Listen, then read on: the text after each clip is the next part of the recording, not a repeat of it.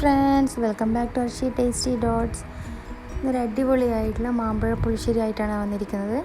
അപ്പോൾ നമുക്ക് ഇതൊരു വെറൈറ്റി ആയിട്ടാണ് ഉണ്ടാക്കുന്നത്. തൈര് ഒഴിക്കാതെ നമുക്ക് എങ്ങനെ ഇത് ഉണ്ടാക്കുന്നത് നോക്കാം. വളരെ സിമ്പിളാണ്. അപ്പോൾ എല്ലാവരും വീട്ടിലൊന്ന് ട്രൈ ചെയ്ത് നോക്കുക.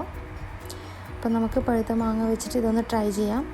അതിന് വേണ്ടി ഞാനിവിടെ ഒരു 2 മാങ്ങ കട്ട് ചെയ്ത് വെച്ചിട്ടുണ്ട്. പിന്നെ നമുക്ക് വേണ്ടത് കറിവേപ്പില, അതുപോലെ പച്ചമുളക്, പിന്നെ അതിലേക്ക് ഒരു 3-4 ചെറിയുള്ളി, അതുപോലെ ഒരു 3 അല്ലി വെളുത്തുള്ളി, പിന്നെ തേങ്ങ വേണം, പിന്നെ മറ്റ് ഇൻഗ്രീഡിയൻസും കൂടി വേണം. നമുക്ക് ആദ്യം തന്നെ ഒരു മൺചട്ടി വെച്ച് കൊടുക്കാം. മൺചട്ടിയിൽ നമുക്ക് ആക്കിയെടുക്കാം. അതിലേക്ക് നമ്മൾ കട്ട് ചെയ്ത് വെച്ചിരിക്കുന്ന മാങ്ങ ഇട്ട് കൊടുക്കാം. അപ്പം മാങ്ങയുടെ സീസൺ ആയതുകൊണ്ട് തന്നെ എല്ലാവരും വീട്ടിൽ ട്രൈ ചെയ്യുമെന്ന് വിശ്വസിക്കുന്നു. നമുക്കിതിലേക്ക് മാങ്ങ ഇട്ടതിന് ശേഷം അതിലേക്ക് ആവശ്യമുള്ള വെള്ളം ഒഴിച്ച് കൊടുക്കാം. ഞാനിവിടെ ഏകദേശം ഒരു 1/2 കപ്പിന് മേലെ വെള്ളം ഒഴിച്ച് കൊടുക്കുന്നുണ്ട്. അപ്പോൾ ആദ്യം തന്നെ നമുക്കിതൊന്ന് നല്ലപോലെ ഒന്ന് കുക്ക് ചെയ്തെടുക്കണം. ഇതിൻ്റെ പ്രത്യേകത എന്ന് വെച്ചാൽ ഞാൻ തൈര് ഒഴിക്കാതെയാണ് ആക്കുന്നത്. അപ്പോൾ നമ്മളിതിൽ കേട് യൂസ് ചെയ്യുന്നില്ല. അപ്പോൾ എല്ലാവരും വീട്ടിൽ ട്രൈ ചെയ്യുക. നമുക്ക് ആദ്യം തന്നെ ഈ മാങ്ങയിലോട്ട് ആവശ്യത്തിനുള്ള ഉപ്പും മഞ്ഞൾപ്പൊടിയും ഇട്ടിട്ട് ഒരു 1/4 ടീസ്പൂൺ മഞ്ഞൾപ്പൊടി, അതുപോലെ ആവശ്യത്തിനുള്ള ഉപ്പും ഇട്ടിട്ട് ഈ 1/2 കപ്പ് വെള്ളത്തിൽ നമുക്കൊന്ന് ക്ലോസ് ചെയ്ത് വെച്ചിട്ട് നല്ലപോലെ ഒന്ന് ബോയിൽ ചെയ്തെടുക്കാം. ആദ്യം ഒന്ന് മിക്സ് ചെയ്ത് കൊടുക്കണം. മൺചട്ടിയിലാക്കുകയാണെങ്കിൽ പ്രത്യേകം ശ്രദ്ധിക്കുക, അടിക്ക് പിടിക്കാതെ ശ്രദ്ധിക്കുക, ഇടയ്ക്കിടയ്ക്ക് ഇളക്കി കൊടുക്കാൻ ശ്രമിക്കുക. പിന്നെ നമ്മൾ നേരത്തെ എടുത്ത് വെച്ചിരിക്കുന്ന അതുപോലെ തേങ്ങ, പിന്നെ പച്ചമുളക്, അതൊക്കെ നമുക്ക് ഒന്ന് അരച്ചെടുക്കണം.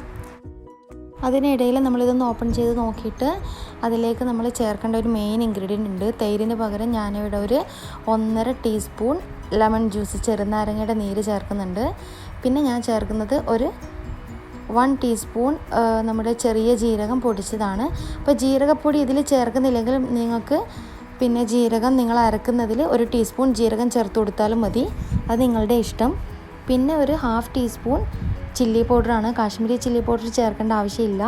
നോർമൽ ചേർത്താൽ ഒരു സ്പൈസിയും കിട്ടും, അതുപോലെ ഓവറായിട്ട് കളറും ഉണ്ടാവില്ല.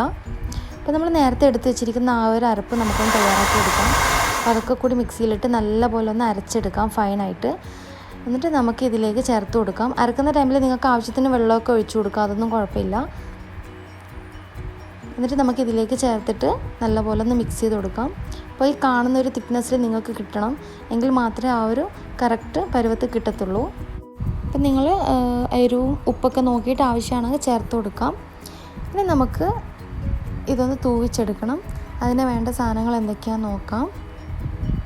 അതുപോലെ ഓവറായിട്ട് തിക്നെസ് ആവാതെ ശ്രദ്ധിക്കണം. പിന്നെ അത് നല്ലപോലെ ഒന്ന് തിക്കായി വരും. നമുക്കതിലേക്ക് തൂവിക്കാൻ വേണ്ടത് പിന്നെ കടുക്, കറിവേപ്പില, വറ്റൽമുളകാണ്. നമുക്കൊരു പാൻ വെച്ച് അതിലേക്ക് ആവശ്യത്തിനുള്ള വെളിച്ചെണ്ണ ചേർത്ത് കൊടുക്കാം. വെളിച്ചെണ്ണ തന്നെ തൂവിച്ചെടുക്കാൻ ശ്രമിക്കുക. ഞാനിപ്പോൾ ഒരു 1.5 ടേബിൾ സ്പൂൺ ഒഴിക്കുന്നുണ്ട്. ഇതിലേക്ക് ആവശ്യത്തിനുള്ള കടുക് ഇട്ട് കൊടുക്കാം. പിന്നെ ഒരു 2 വറ്റൽമുളക് ഇട്ട് കൊടുക്കാം കടുക് പൊട്ടി വരുന്ന ടൈമിൽ. പിന്നെ അതിലേക്ക് കറിവേപ്പില, ഇതൊക്കെ കൂടി കറിയിലോട്ട് ഒഴിച്ചു കൊടുക്കാം. അപ്പോൾ നിങ്ങൾക്ക് കാണുമ്പോൾ തന്നെ മനസ്സിലുണ്ടാവും, നല്ലൊരു ടേസ്റ്റാണ്. അപ്പോൾ എല്ലാവരും ട്രൈ ചെയ്ത് നോക്കുക, തീർച്ചയായിട്ടും നിങ്ങൾക്ക് ഇഷ്ടപ്പെടും. അപ്പോൾ പുതിയ റെസിപ്പീസുമായി വീണ്ടും കാണുന്നതായിരിക്കും. Bye bye.